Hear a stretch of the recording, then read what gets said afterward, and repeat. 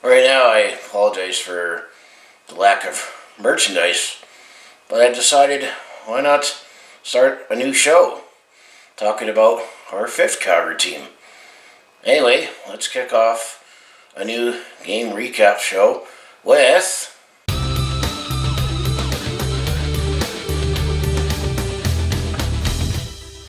Hi there, it's Brett Hornby here, and welcome back to my YouTube channel, and welcome back to my very first show. I'm going to call this game recap series my Cavalry FC on the pitch. Given this is the debut show, first time I'm going to start recapping Cavalry FC games. Obviously, this is season 1, episode 1, as I decided to throw in some Cavalry FC game recaps. I only casually follow soccer and feeling a little more excitement that our men's team Canada is actually going to Qatar. I've decided, why don't I try to actually catch some Cavalry FC games, and just like with all my other game recaps, I'll just break down the games and look ahead to the next. This will be a monthly segment because the games are played weekly, so this will be a monthly segment throughout the season, and do what I can to recap soccer games, or football as the Europeans call it. I call it soccer. There's a different game that I like to call football myself in North America, but you know how it goes. So what we'll do is I'll touch upon the Canadian Premier League. This is where the Cavalry FC play in, and it's another developmental soccer league that players can start their careers and potentially move up the ranks and make it to the show or play for their respective countries. And I also, with all my game recaps, I don't show any footage in that for obvious reasons because I don't want to be taken down for that, and not sure how you're able to do that. So it's just the same style that I have for my other sports teams, but I'm going to say Calgary officially has 5 major sports teams, with the Flames, Hitmen, Roughnecks, and Stampeders, but I'll just throw in some Cavalry FC. So before I get into the episode itself, if you want to follow along with this Calgary sports fans journey, along with the Flames, Hitmen, Roughnecks, Stampeders, plus some Cavalry FC, just make sure you hit like and subscribe. And I also do a variety of non-sports content, which I haven't had much time on that recently, but I do have personal vlogs, attempt to comedy, and also do sharp experiences. Let's say I'm on the road or at a sporting event. So, and if that all sounds like it'd be interesting to watch, do follow along with this Calgary sports fans journey. You do just make sure you hit like, subscribe. I also have my other social links down in the description below, and I did try some vlogging ago last year myself. So as time goes on, when you're on YouTube, you just feel that you gotta evolve and add new content or change your content. And of course, all my game recaps, there's timestamps in the description below. So let's bring up my notes, and let's first talk about the CPL, the Canadian Premier League, as this is still a fairly new league that it was established in 2018, first played in 2019, and then things were messed up the last couple of years, so you could say this will be the first normal season again. But right now, there's 8 teams in this league, and there's actually plans for expansion. So it'll definitely be more encouraging that there'll be more teams join the league in the future. You could say that the Canadian Premier League is kind of on the same level as the Major League Soccer, which is the other. You could say that's the 5th major North American league, where you have the Vancouver Whitecaps, the Toronto FC, as well as the Montreal Wanderers, if I understand it right. The 3 Canadian teams that are in the league for the Major League Soccer. I know it's the U.S. Soccer that oversees that league, while the Canadian Soccer oversees this league. I understand that it's both on the same level of play. I know there's more profile with Major League Soccer, but it's been around for, I think, over almost 20 years. But like I said, the first season that they played, was in 2019, and it's a 28-game regular season. So the season started in April, and the playoffs go right up till November. So I'll do game recaps monthly up until the playoffs. And actually, another interesting thing, as I touched upon Team Canada as the men's soccer team for the first time in 36 years is going to the World Cup, which will be in Qatar later this year in November. Well, there's actually a player named Elijah Adekugbe, if I said it right. He plays for the Cavalry FC. He's actually the brother of Sam Adekugbe, who is on Team Canada. So we do have a little bit of Team Canada on the Cavalry FC. So how it works is that you have 8 teams in the league for playoffs, all in one division. So the top 4 qualify for the playoffs, and I think every year since the CPL was in play, Cavalry has made the playoffs. Top 4 make it, so it's 1 versus 4, 2 versus 3, and then it's a single game match for that, and then the winners go to the final, which is a single game elimination. So that is kind of the body of the league that I know. So now the 8 teams that are currently in the league right now, and there's 3 teams in the queue for potential expansion. So going from west to east, there is the Pacific FC. That team is based out of Langford, British Columbia, which is outside of Victoria. So the islands gets part of the CPL. And then the Cavalry FC is right here in Calgary, where you can kind of say we play just outside of Calgary because the games are played at Echo Field at Spruce Meadows. So we're on the far south end of the city. And then there's FC Edmonton that they play up in Edmonton. I know they play at the Clark Field outside of Commonwealth, where the old Clark Stadium used to be up in Edmonton. And then there's Valor FC, which that team is based out of Winnipeg. And I know they play their home games actually right in IG Field, where the Blue Bombers play. And then working our way into Ontario, we have the Forge FC. That team is based out of Hamilton. And I know they actually play their home games in Tim Hortons Field, where the Hamilton Tiger Cats play. And then there's the York United FC, so Toronto is actually both in the MLS and the CPL. So the York United FC is based in Toronto, but they do not play at BMO Field. And then there's Atletico Ottawa, which is the team based out of Ottawa. And I know they play their games at the TD Place Stadium, so a few CFL teams' stadiums get to be played in this league. And then the last team is the HFX Wanderers, which is based out of Halifax, Nova Scotia. So those are the 8 teams that are in this league, including our own Cavalry FC. And then there's 3 proposed expansion teams that I've looked up. Apparently Vancouver is going to join the league in 2023. So I guess you kind of have the natural Pacific Vancouver rivalry. And then apparently Saskatoon, Saskatchewan is looking to join this league. No date to be determined yet for that. And then there it says Windsor, Essex County in Ontario. Once again, no date to be determined on what year they're planning to be. So potentially we could have 11 teams in the CPL going down the road. So it'd be nice to see how this league evolves, considering this is the 4th year that they're actually playing to establish itself, calling the Canadian Premier League, and the defending champion. Actually, 2 of the 3 seasons, the Pacific FC are the defending champions. So that is kind of the gist of the league itself and who is in this league, including the Cavalry FC. So now let's actually get to the game recaps. So in the month of April, the Cavalry FC played 3 games. All of them were on the road.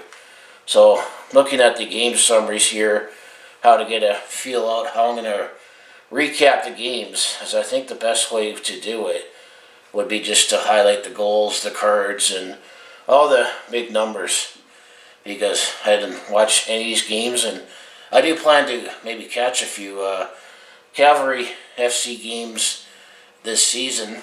I know that I guess there is a shuttle bus set up, because I did go to the Spruce Meadows for the Christmas market back in December, and they did have a shuttle bus set up at Somerset Bridlewood that takes you to the Spruce Meadows. And I did see the park where the Atco Field is. It's the same as Squarian Park where the Spruce Meadows competition is. So if they do have shuttle buses set up, it's still quite a trek for me to go from here to Somerset Bridlewood. But I think there's one game that I might be eyeing that, well, I could be checking my first Cavalry FC game. So enough of the introduction. So game one. This happened on Saturday, April 9th, as the Cavalry FC were on the road. They took their first game. They were in Ottawa, so they were taking on the Atletico Ottawa. So this was at the TD Place Stadium, 2 p.m. kickoff. So how did things go in Ottawa for our Cavalry FC? Well, the first transaction of the game, you could say, was a yellow card that went to Diego Epiado for Ottawa. I apologize if I'm going to butcher some of these names, but eventually I'll hear the names and I'll pronounce them the way they're pronounced. And then the next action that happened in the game was a yellow card for Cavalry that went to Corianda at the 19th minute. So we still had nothing at that point. And then Fisk for Cavalry had a yellow card at the 32nd minute. And then Klump at the 36th minute had a yellow card. So it was nothing. So it was nothing at halftime, knowing that they played 45-minute halves. But then a lot of action happened in the summary towards the end of the game. Actually, B. Wright was the only goal in this game. However, that went to the Atletico Ottawa. So Ottawa was able to take a 1-0 lead fairly late in the game. And then D. Becky got a red card for Ottawa at the 85th minute. And at the 81st minute, S01E01 Rapiato had a yellow card for Cavalry FC. So ultimately, things did not start off well for Cavalry as they lost 1-0 to Atletico in this one in Ottawa. Shots, well, Cavalry had 16-10 in attempted shots, and then on target, both sides were 4 apiece. And then they say for possession, Cavalry dominated in possession with 55.1%, and Cavalry had 13 corner kicks versus 2 for Atletico. And then when it was fouls conceded, Cavalry was a little more aggressive. They had 15 to 13 for Ottawa. So I think that's how I'm going to recap soccer games or football games, is go over the major moments in the game. Where I look at the summary, it shows all the cards, all the goals, and all the shots and targeted and all that. So that was game one, as the Cavalry FC lost 1-0 to Atletico Ottawa.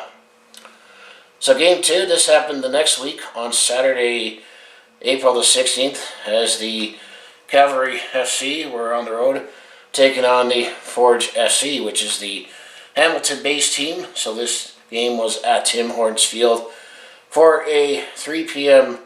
kickoff. So how did things go for Cavalry against Forge in Hamilton? Well, you could say Hamilton did actually get on the board early, as it was Habapur who scored at the 3-minute mark. So Forge had an early 1-0 lead at that point. And then Klump for Cavalry had a yellow card at the 5-minute mark. So already things weren't looking good for Cavalry early. However, Mason for Cavalry at the 31st minute mark scored the first goal for Cavalry to tie up the game at 1 apiece. And then Yo for Cavalry had a yellow card a minute later at the 32-minute mark. Actually, Cavalry made it 2-1 before halftime, as Muse got his goal at the 39-minute mark. And then there was another yellow card for Calgary. This time went to Laturi at the 43-minute mark. So we had a 1-1 game at halftime. So going into the second half, once again, there was more action that happened towards the later end of the second half. It was Mistiota who got a yellow card for Ford at the 72nd minute mark. And then S01E01 got another yellow card for the second game in a row for Cavalry at the 80-minute mark. Cavalry was still up 2-1 at that point. However, Ford got a late goal by Sean at the 90-minute mark, just before injury time. Doesn't say how much injury time on here that I can find that was added on to the time. So Ford was able to tie it up, and it was a 2-2 draw, or 2-2 tie in this one. So at least the Cavalry FC salvaged a point on this road trip. So when it comes to shots, there were 10 apiece for both sides. Shots on target, actually Cavalry outshot Ford 6-4. Possession, though, this time it said that Ford dominated in possession, as they had it 62 or 60.2% of the time. Corners, that went to Ford with 4-1. And then fouls conceded. Well, Cavalry was the more aggressive team. They had 19-8. So that was game 2, as the Cavalry and Ford played to a 2-2 draw. So game 3, this will be the last game that they played in April before we move on to other business. So game 3, this happened on Friday, April the 22nd, as the Cavalry FC were still in Ontario, as they were taking on York United FC, the Toronto-based team. This was at the York Lions Stadium, 6:30 kickoff. So how did things go between York and Cavalry as I bring this one up? So let's give me a minute here as I'm using the CPL app. So let me just keep loading it up here for a second. I'm just still trying to get it loaded up here. There we go. So let's recap how things go in York. So the first major moment that happened in the game went to Klump, who had a yellow card at the 32-minute mark for Cavalry. So we had a 0-0 lead up to that point. However, it was Ministel for York at the 35th-minute mark scored the first goal for York, so it was 1-0 at that point in the game. And then Terrefford got a yellow card for Cavalry at the 38-minute mark. So after that, it was 1-0 for York at halftime. There were more transactions or more actions that happened in the second half, although it wasn't until the later part of the second half. So first we had Terrefford had yet another yellow card, so I guess he was thrown out the game, because I understand if you have 2 yellow cards in soccer, you're thrown out the game. That happened at the 72nd minute mark, and then a minute later is the Rosario for York scored, so make it 2-0 for York at that point. And then Yao for Cavalry had a yellow card at the 76th minute mark. And then S01E01, seems like he has to get a yellow card every game late for Cavalry. He had it at the 89-minute mark. And then there was Insa for York. It said he had a yellow card. This was at the 92nd minute mark, so I guess there was some injury time added on. But ultimately, it was York. They took this one 2-0. So Cavalry got shut out in 2 of the 3 games for this episode when it comes to the Cavalry FC. So when it comes to shots, well, the shots were definitely favored the York side, as they outshot Cavalry 17-5. Well, I guess one of the reasons why we did not score was we did not have any shots on target, as the York outshot shots on target 7-0.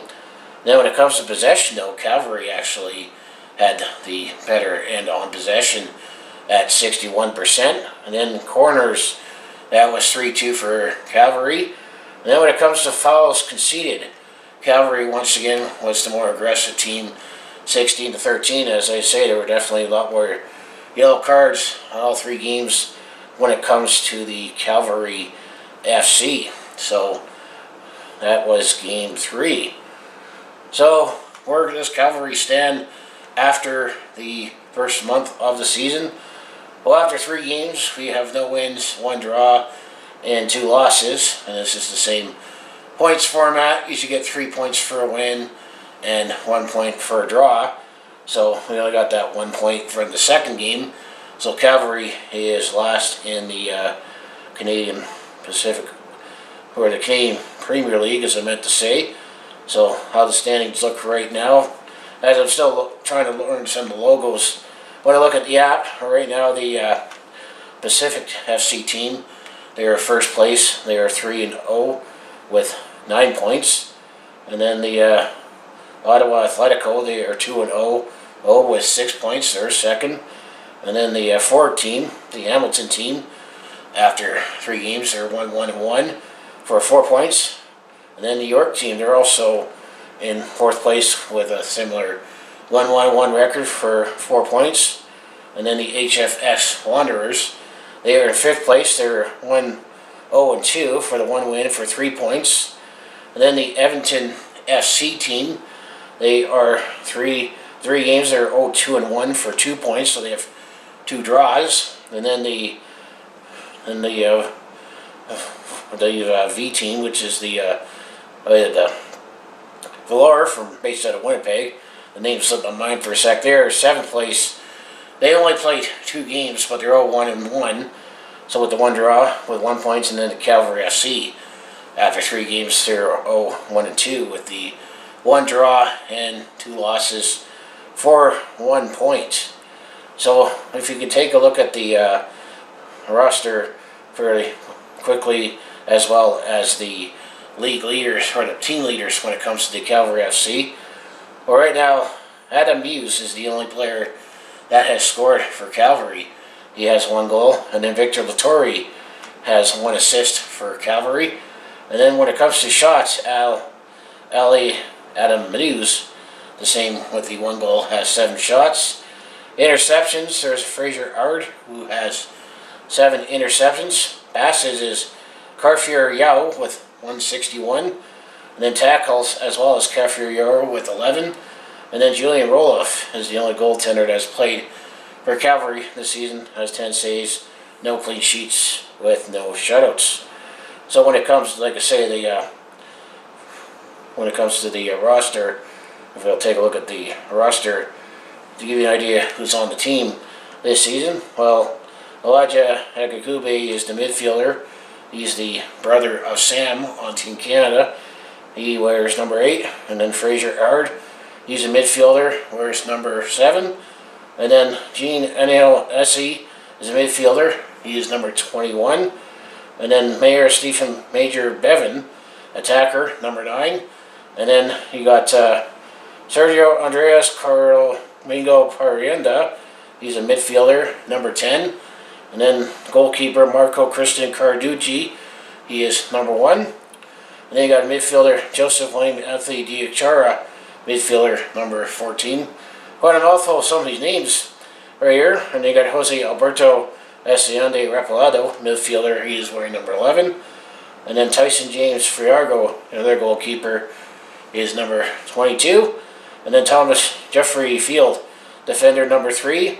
And you got Benjamin Anthony Fisk, he's a midfielder, number 17.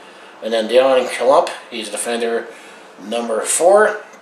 And Victor Turi, midfielder, number 16. And then Joseph Mason, attacker, number 20. And then Ali Ademi Muse, he is wearing number 13, the attacker. And then you got Daniel Norman Jr., midfielder, number 24. And then you got Anthony Joseph Novak, attacker, number 19. And then you got Skylar Rogers, midfielder, number 27. And then Julian Roloff, the only goalkeeper has played every minute so far this season, is number 12.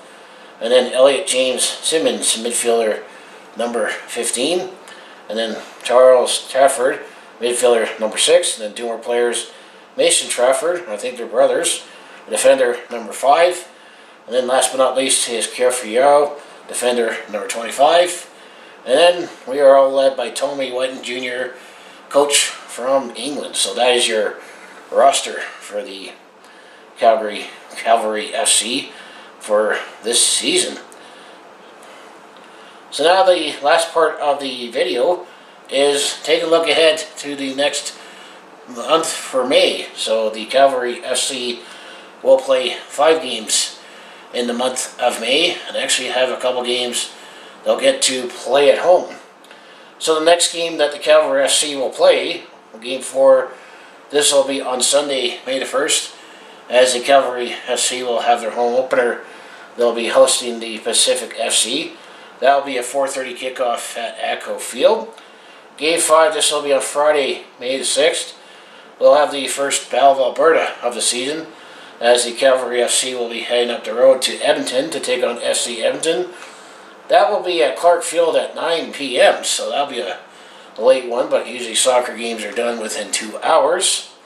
Game 6, this will be on Sunday, May the 15th, as the Cavalry FC will be on the Atlantic coast, as they'll be taking their first look at the HFX Wanderers in Halifax at the Wanderers ground, 1 p.m. kickoff. And then game 7, this might actually be a game that I might actually get to go to, since it's the long weekend. On Sunday, May the 21st, the Cavalry FC will be back at home, taking on the Valor FC, the team based out of Winnipeg, and the game will be at 2:30 p.m. kickoff at Echo Field. And then the last game, which will be the next episode, we'll talk about May, is on Sunday, May the 29th. The Cavalry FC will be back on the road, as they'll be taking on the York Lions FC at the York Lions Stadium at 1 p.m. So the Cavalry FC will have a little busier May for the next month, but this is my first episode, my first crack at covering Cavalry FC.